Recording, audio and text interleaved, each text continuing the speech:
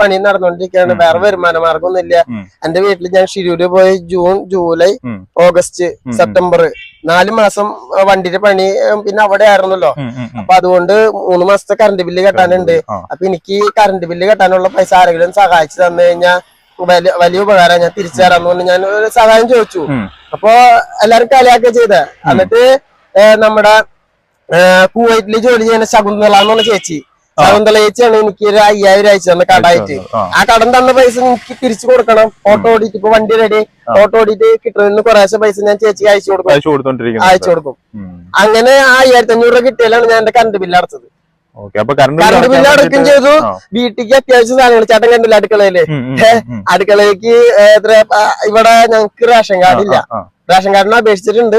മാമന്റെ വീടായതുകൊണ്ട് കിട്ടുമെന്ന് അറിയില്ല. സ്വന്തമായിട്ട് വീടൊന്നും ഇല്ല. അപ്പൊ റേഷൻ കാർഡില്ലാത്തതുകൊണ്ട് മാമന് മാത്രമേ അരി കിട്ടുള്ളൂ, ഞങ്ങൾക്കില്ല. അപ്പൊ ഒരു മാസത്തിലെ